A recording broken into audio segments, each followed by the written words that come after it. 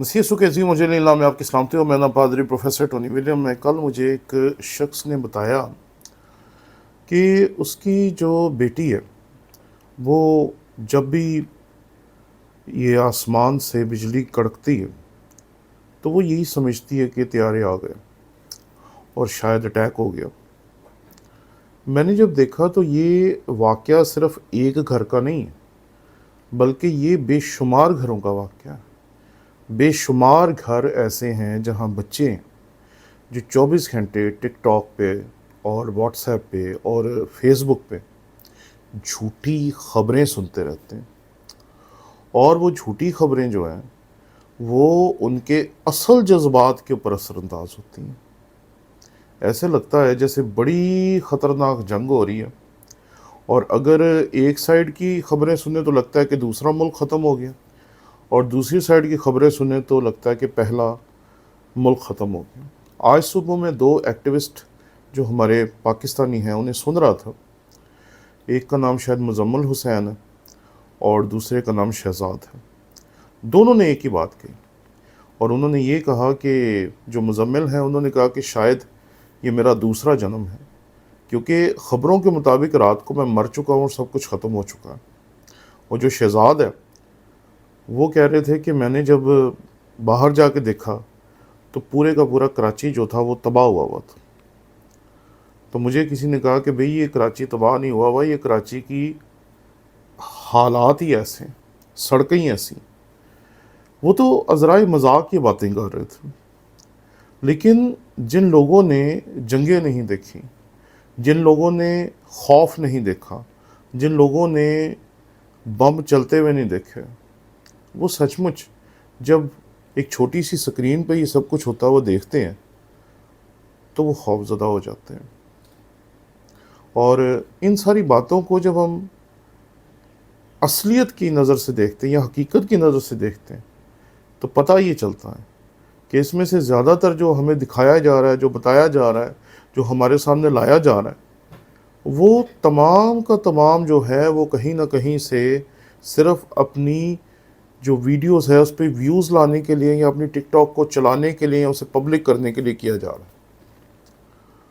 जंग है, और जंग में हमारे लोग जो हैं वो मारे जा रहे हैं। जंग में हमारे पाकिस्तान की इमलाक जो हैं वो तबाह हो रही हैं और तबाह की गई हैं।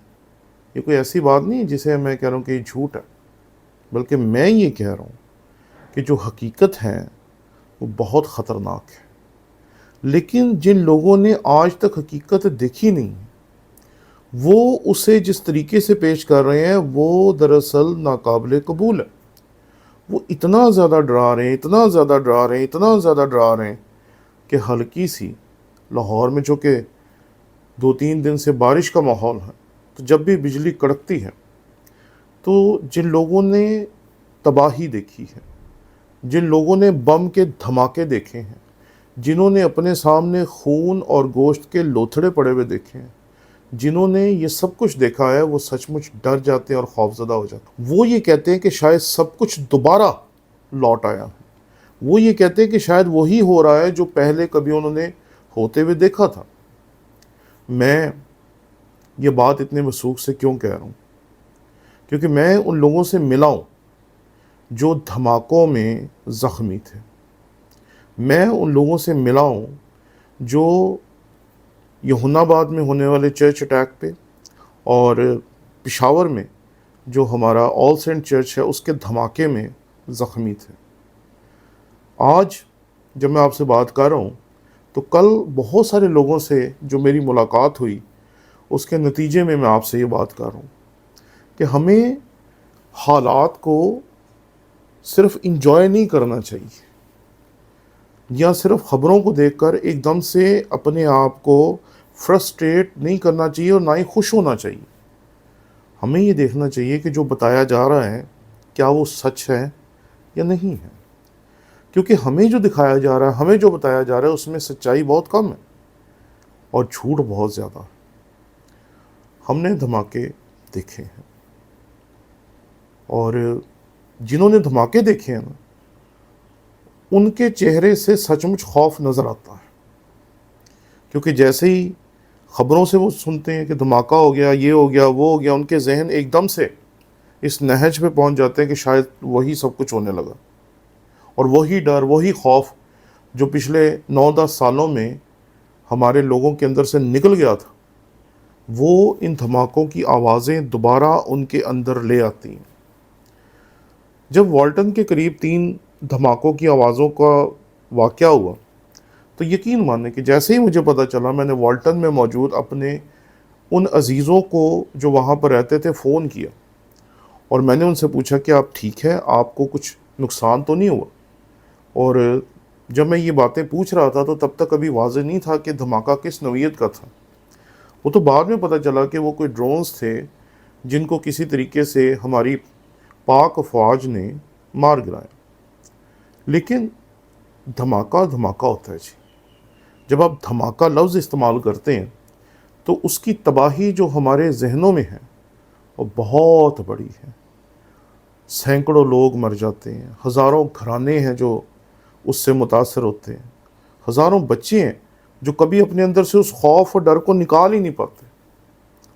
اس لیے آج ہم آپ کے ساتھ اس دکھ میں برابر کے شریک ہیں، کیونکہ میں نے آپ کو یہی بتایا تھا ہمیشہ کہ جب بھی کچھ ہوگا وہ میرے ساتھ ہوگا، وہ آپ کے ساتھ ہوگا، کیونکہ ہم یہاں اس پاک سرزمین میں بیٹھے ہوئے ہیں، اور ہمیں آپس میں ایک دوسرے کو ڈرانے کی بجائے ایک دوسرے کو مضبوط کرنے کی ضرورت ہے، اور یہ سوچنے کی ضرورت ہے اور یہ سمجھنے کی ضرورت ہے کہ حالات کیسے بھی ہوں، دھماکے ہوں، جنگیں ہوں، کچھ بھی ہوں، ہمیں ایک ہی چیز کرنی چاہیے، ہمیں دعا کرنی چاہیے اور اپنے خدا پر اعتماد کرنا چاہیے۔ یہ غلہ منڈی والوں نے اپنی مہم چلائی ہے، وہ ایسی ویڈیوز بنا رہے ہیں کہ جی آپ کھانا سٹور کر لیں، آپ دالیں سٹور کر لیں، آپ یہ سٹور کر لیں، آپ وہ سٹور کر لیں، آپ ایسا کر لیں، آپ ویسا کر لیں۔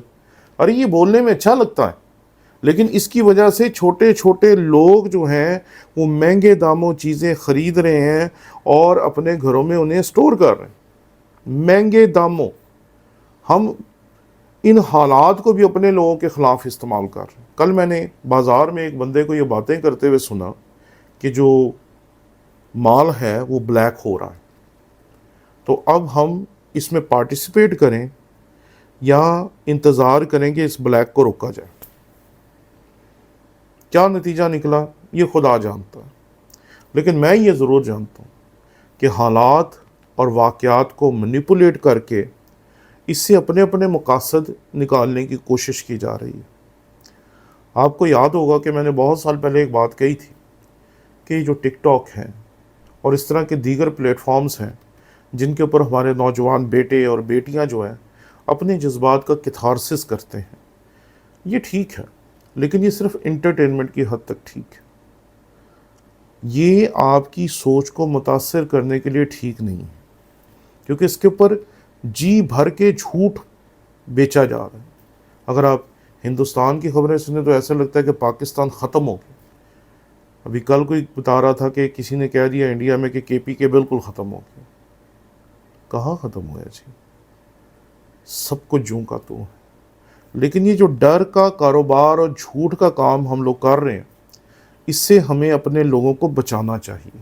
آپ جن لوگوں کے ساتھ بات کرتے ہیں آپ کو ان کے اعتماد کو اپنے پہ قائم کرنا چاہیے۔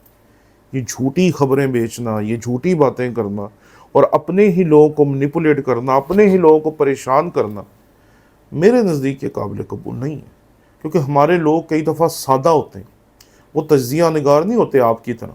آپ تجزیہ نگار ہو سکتے ہیں، میں تو تجزیہ نگار نہیں ہوں، لیکن یہ مجھے ضرور پتہ کہ کسی خبر کو چیک کیسے کرنا ہے کہ وہ سچی ہے یا جھوٹی ہے۔ میں نے آپ کو پہلے بھی یہ کہانی سنائی تھی کہ 15 مارچ 2015 کو جب یونا آباد میں ہمارے چرچز پہ اٹیک ہوا تو اس کے بعد ایک خوف کی فضا تھی جو ہمارے اندر موجود تھی، کیونکہ ہم یہ سمجھتے تھے کہ وہ سب سے سیف علاقہ ہے مسیحیوں کے رہنے کے لیے، لیکن وہاں پر جا کر بھی دھماکے ہو گئے اور بالکل سپاٹڈ تھے کہ چرچز کے اوپر اٹیک ہوا۔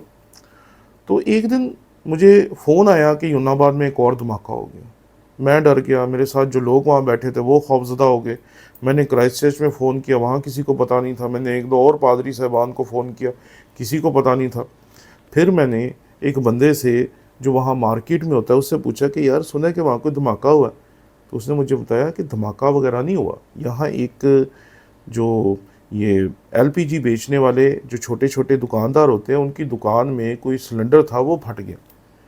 لیکن آپ ذرا دیکھیں کہ جب دھماکے کا نام ہمارے ذہن میں آیا تو ہمارے ذہن میں آیا کہ شاید یہ اسی نوعیت کا دھماکہ ہے جس نوعیت کا دھماکہ پہلے ہوا تھا.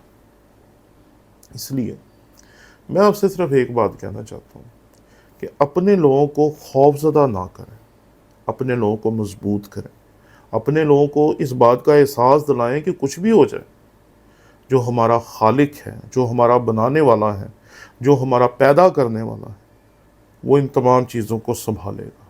اس لیے ہمیں پریشان ہونے کی ضرورت نہیں ہے. خدا نے حکومتیں قائم کی ہیں، حکومتیں غلط فیصلے بھی کرتی ہیں، درست فیصلے بھی کرتی ہیں. جو حکومت غلط فیصلہ کرے گی خدا اسے حکمت دے گا اور وہ اپنے فیصلوں کو درست کرے گی. اور جو حکومت خدا کے مطابق نہیں چلے گی وہ حکومت خدا ختم کر دے گا اور وہ اس حکومت کو لے کر آئے گا جو خدا کے مطابق ہوگی. ہم یہاں بستے ہیں، یہ ہمارا وطن ہے. اس لیے اس وطن میں ہمیں ایک دوسرے کو مضبوط کرنا ہے اور مل جل کر اس کی صحت اور سلامتی کے لیے اور اس کو قائم اور دائم رکھنے کے لیے دعا گو رہنا ہے. شکریہ.